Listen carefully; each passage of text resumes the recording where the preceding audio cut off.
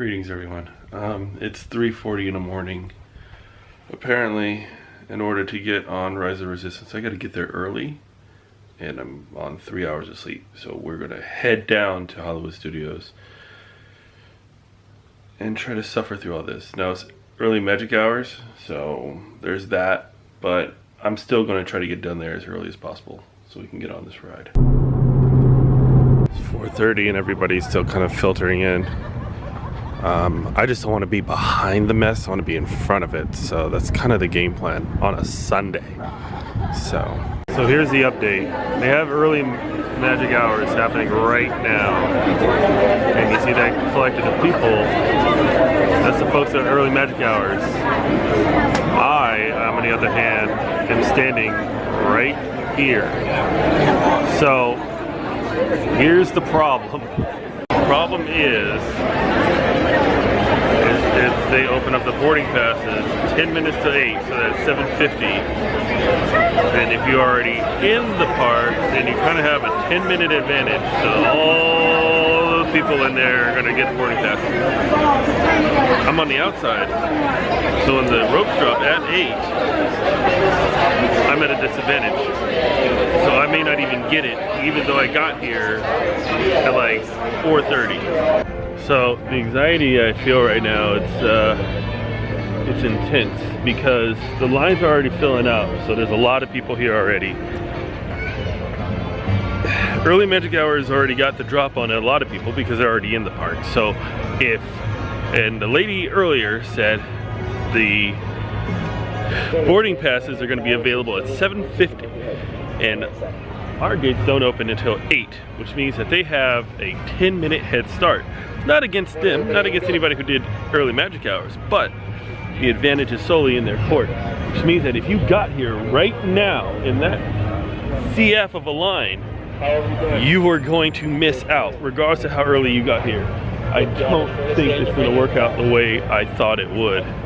So this is fucked. Alright, so I got my spot, which is group 36, which says it's in the afternoon.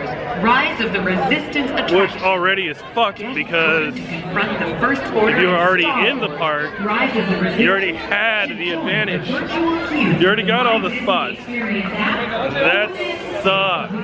That really sucks. So I gotta be here for a very long time. And if you're just now getting in, you're super fucked because you're gonna get very, very late. So here we go. Everybody's kind of waiting outside. I got a wall to go. So yowie wowie. You think that these are sausages, but they're actually hot dogs. It's a hot dog. Oh man, I could have got this next door. Hot dog, hot diggity dough. Check it out, they added a little macaroni bottle cap. It looks like a bottle cap with macaroni on it. It looks like a Christmas ornament.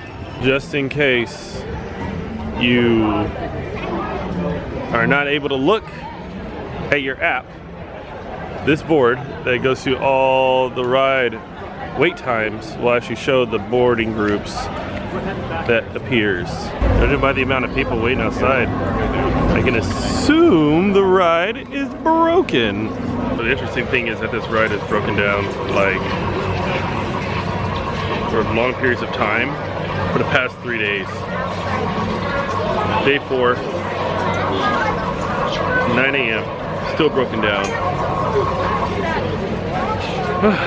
I got here at 4:30, left my house at like 3:40ish. 3 hours of sleep.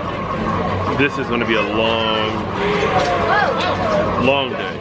Well, at least single rider is open. Single rider all day, baby. That's right, baby. Engineer until I die. Engineer till I die. It's a great role. So update, it's 10 o'clock. Ride still down, still broken down. Falcon went down once. Falcon was down. I went to single rider. It actually broke down for probably a good like 20-30 minutes. So it's the night of the breakdown, man. Like, oh, I'm breaking down. Rise of breaking down. I'm breaking down. I'm breaking down. Hey, Kylo Ren, help me get on Rise of the Resistance, bro. Stop playing. Yeah, so do I. It's 11 o'clock. We camped out at my car for a second. It's kind of starting to warm up, but I don't care. Scarf season, everybody. It's scarf season. And we're going back inside because they seem to be moving along pretty good there. Like, they're boarding 11 through 17.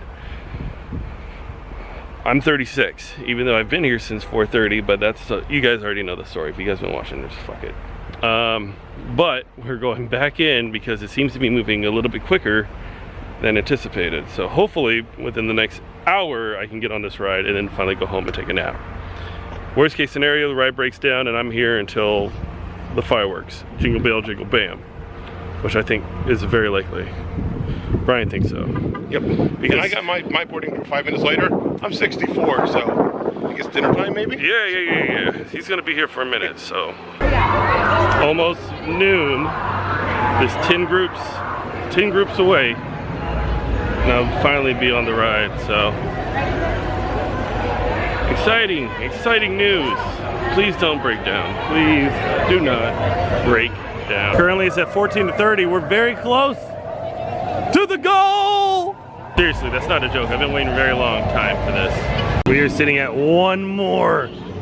Come on and let me in. All right, my boarding group has been called. Let's go. That's it. Let's do this. Now, for the purpose of no spoilers, I'm not showing anything of the queue. I'm not showing anything of the ride. I'll come back after the ride is over. 7 freaking hours and we're here. So, let's go check out this ride. It's the next day.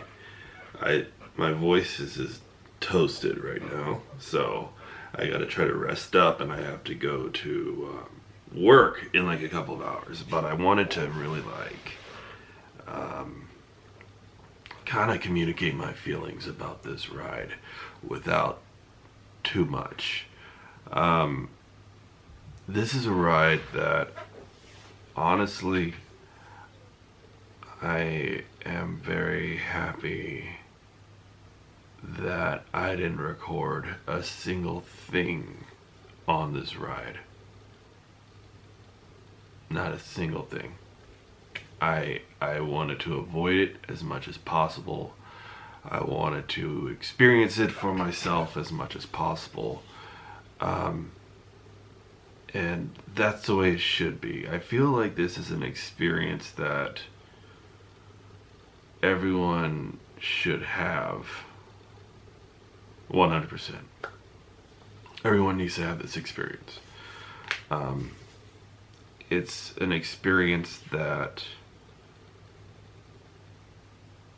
it's completely mind-blowing to me. I think it's a very mind-blowing, mind-bending experience. I would say that is probably the most insane attraction ever. But I also felt it was wrong of me to rob somebody of that experience, especially if you're watching this channel.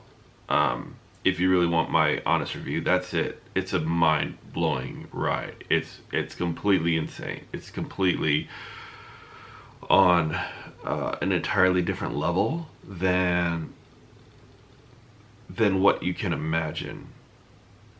And that's just not hyperbole. That's probably about as honest as I can get. Like, if I can recommend anybody to go and ride it, do it. If they eliminated the boarding passes and said, you know, you can come and just wait in line for 5-6+ hours, I would have done it without question. It's that good of a ride.